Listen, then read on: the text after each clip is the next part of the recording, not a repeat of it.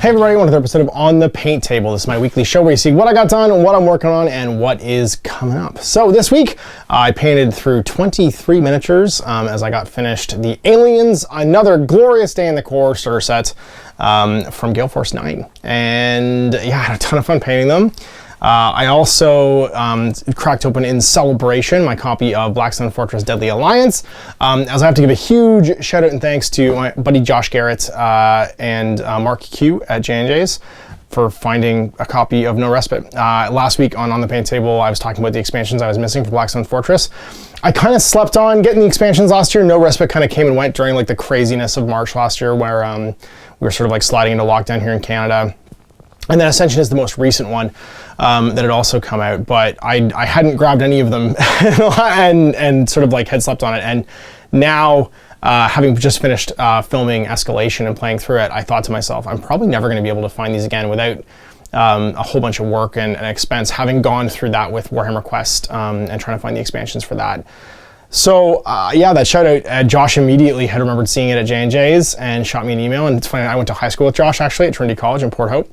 And yeah, and so Mark Q, who I was on the White Noise podcast with, answered me immediately and was like, yeah, we've got that, we've got Ascension. So I thought, perfect, and I ordered them, and they showed up like a day later, basically. So huge thanks to you guys.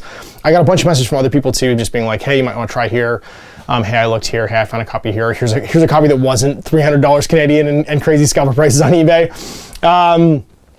But yeah, no, I was so blown away that people responded like that, and I'm super happy to have them. So again, big thanks to Josh and Mark especially, but for everybody who sent me a message and was like super cool about helping me try and find it. That's great. I have the ability now to play through any of the expansions, but I'm going to start with the Zona because I had him already, and he's one model. So when we get through Escalation, I'll start filming that, but I'll probably paint him in the next little while. And speaking of which, I was really impressed with the Another Glorious Day in the Core starter set from Gale Force 9. It's all hard hips plastic. I got that to show you actually. The model quality was really nice, and as any good child of the 80s, I'm a huge Aliens fan. So I decided not to sleep on that game the way I slept on Blackstone Fortress. It is a licensed property, and when you're dealing with licensed games, you might want to get that stuff before it's gone because licenses expire and then you can't get any more. A lot of people scrambled at the end of the Marvel game from Night Models to like grab up all the models they really wanted. So I just bit the bullet and did my own sort of online searching for Canadian game stores that had it in stock and managed to find the 3 expansions, which are Get Away From Her, You Bitch, which is the Alien Queen Power Loader expansion. There is Ultimate Badasses, which is one of the lines that Hudson says, which is like almost the rest of the 2 Marine squads that go into Hadley's Hope in LV426. And then there is like a scenic set that comes with like the sentry guns, some face huggers, like some crates and stuff too. They're all themed to the movie. And I just figured like, I really like painting the models. Even if I play the game and I'm kind of ho-hum about it, I have a complete like cast and crew and Aliens model, so I can just use any sci-fi skirmish rules I want and play this. And in fact, even somewhere in storage, I have it on sprue. There was a company called Halcyon that made movie model kits for years and years. And this one model kit they made was super popular in the 80s and 90s. It was the APC from Aliens, because it was just a much cooler alternative to the Rhino kit that Games Workshop produced at the time. And I happen to have one my buddy Jay Griffiths gave me. Still in a box because I've never had an excuse to paint it, but it's perfectly to scale with these miniatures. So I actually have an APC too. They made a dropship as well that I don't have and is probably like literally next to impossible to find now. But I could build the whatchamacallit, the APC to go along with this stuff and play like a cool skirmish game. I could actually use this for Joe McCullough's Operation Last Train, which is his free sci-fi game that's basically Marines evacuating colonists from a hotspot basically. So anyway, let's take a look at what I got done and what is coming up from this week's painting. So it is the Another Glorious Day in the Core single player starter set, so cooperative or single player. And what do you get? Well, you get 16 Alien Warriors. Now, these might be, outside of 90s Necrons, these might be the easiest to paint miniatures of all time. They do come in quite a few pieces. They come in, again, hard hits plastic. This is GW plastic. And they come with some variant heads. So because you get 16 of them, there's 4 variant heads on each frame, which means that when you build the frame twice, you don't have to build the same aliens twice, which is really nice. Every one of the guys, A1, A2, A3, A4, has 2 builds. So all 16 of these aliens are unique, which are by doubles. There's 8. So there's 8 poses. So there's 2 that are the same, but you can like repose the arms to make them unique. which I found very cool.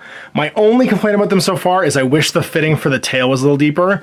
Some of these guys got wiggly tails and have had to have their tails put on a couple times. So my recommendation is, if you are building these and you just don't want to avoid it, just pin the tail on. Like, use plastic glue still, but just drill a hole, pin the tail in, give it a little extra reinforcement, and these guys will probably be super duper robust.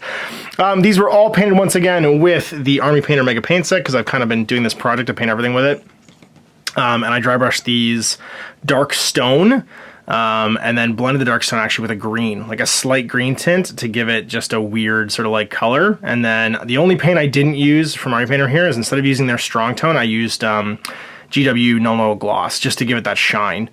And I stippled in the flush wash from that same Mega Paint Set into the gloss while it was still wet, to kind of give it a mottled effect, and also to finish the deck plating. And that's it. Like, that's done. Like, it's 2 levels of dry brushing over black primer, and then dry brushing the base, and then a couple washes, and I sealed them with Rust-Oleum Dead Flat, and that was it. And the Dead Flat is slightly gloss. It actually kept the gloss in the recesses, which I liked.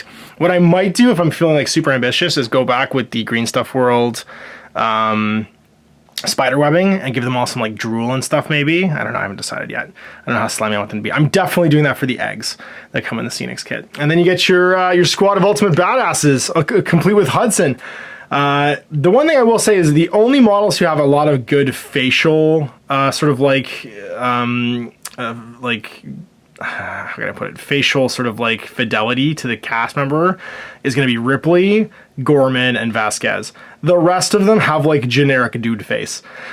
But I mean, it's 28 mil, like, and it's actually maybe even closer to 25 mil. It's not a huge deal. I painted them with the army green for their fatigues, and then the darker green for the armor plating, and then just kind of modeled it all before I threw a wash down on it. Picked up the edges, and dark stone for the weapons with the strong tone wash.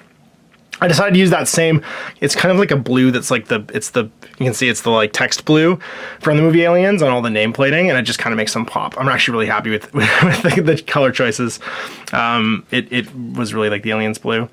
And then you got Frost here, this flamethrower. He unfortunately dies under the reactor really fast. This is Hicks. You can see here, he literally has the same face as Hudson with his Ithaca shotgun, because of course he keeps it handy for close encounters. And then you got Vasquez with her smart gun. Now Vasquez actually does look a lot like the actress who plays her. John Connor's stepmom, if you've ever seen it in Terminator 2. And has her cool badass smart gun. You don't get Drake, you don't get Wiesbowski, you don't get a bunch of like the other characters, but I think they come in the Ultimate Badasses box. And of course you get Gorman. There he is, Gorman, looking like a tool, because he is a tool. He always was an asshole.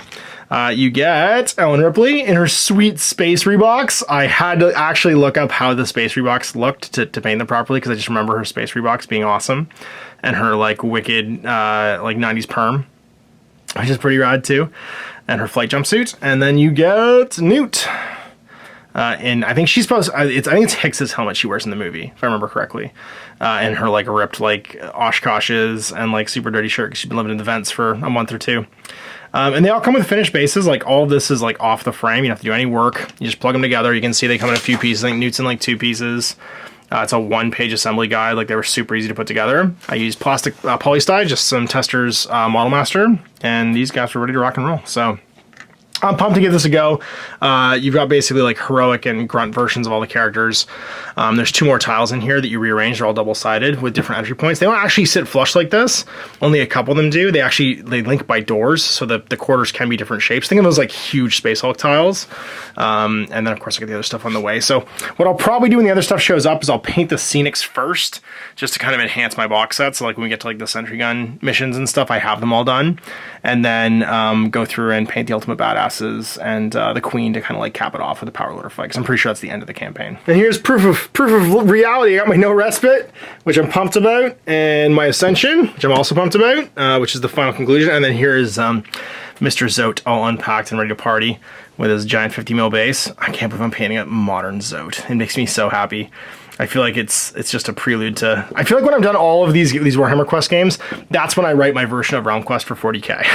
Because I'll have all these awesome, like I'll have like an entire like slew of character models and stuff to do it with. So it's funny, I actually have all these models painted already. I converted the Sergeant though, because I painted them up for my kill team.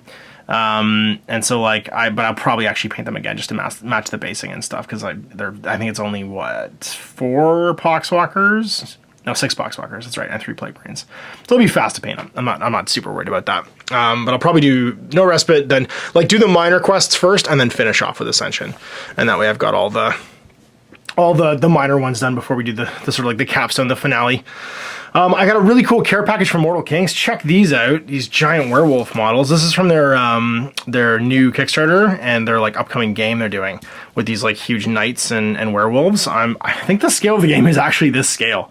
It's like a giant like 54 mil game, but the models are rad. I'm kind of pumped to paint them actually, even just to use as monster models in like various adventure games and stuff. They're really nice. If you don't remember Mortal Kings, they did the big blue Berg robots in Gamma Wolves, and just they design really cool models, and they're working on a game right now, so I'm pumped to give these a little paint as I go forward. And then last but not least, we're gonna do some reinforcements for Zona Alpha. I dug out all my Anvil Industry stuff. Anvil Industries might be some of the most fun to build modern miniatures. I have 4 bodies and torso, well, 4 legs and torsos left to do some stalkers, and I think I want to do some guys in the actual like Russian, whatchamacallit, Yushenka hats, because they're super cool. I got a bunch of those. I got a bunch of like the sort of like visored operator ones left, and a couple of gas masks too. But there were some bits I didn't use first time around, like all the melee stuff. There's a whole bunch of like melee like bits and pieces, more pistols, Molotovs, and then I've got a few other bits. I need to do some more vermin. I have a couple of their vermin left. And then some objectives, because there's actually like some cases and stuff too, just like have some variant objectives and stuff. And then finally, I want to do a big like finale piece. I found my power armor from them. They did these really cool kind of generic sci-fi power armor kits. And obviously you could sub these in for like GW power armor, but they're going to be great for Stargrave. Check it out, they have like a little data terminal. I'm going to paint that up too. And I've been loving Zona Alpha, so having an excuse to paint these, they're so cool. And even mixing the heads, like I was thinking about doing one with like one of the Yushenka heads or like the gas mask head would look really cool. And that's the awesome thing about Anvil Industries, is you just get this amazing like bits box of stuff to do. Like even the hands are separate, and because it's all in resin, like it glues together really easily. And the models are rad, so I'm pumped I haven't painted some Anvil Industry stuff since I did the first run of Zona Alpha, and I played 3 games now. I'm pumped to get back to it. So you got one on the paint table done and on the books. Stay tuned tomorrow for Widgets and Wonders, and we'll be checking out some cool new tree armatures from Huge Minis. Until then, I'm Ash. Have a good night. I hope you enjoyed that video. If you want to support the channel, of course, like and subscribe and hit the little bell below so you get notifications when I post future content. I do post stuff 7 days a week. If you want to support the channel further, you can, of course, buy a t-shirt through Spreadshirt, buy a measuring gauge or objective markers from Deathbird Designs, or, of course, most importantly, there is Patreon. Patreon is what makes all this possible, keeps the lights on, pays for the studio costs, pays for the equipment, model costs, and everything else, and most importantly, puts food in my kids' bellies and a roof over their heads.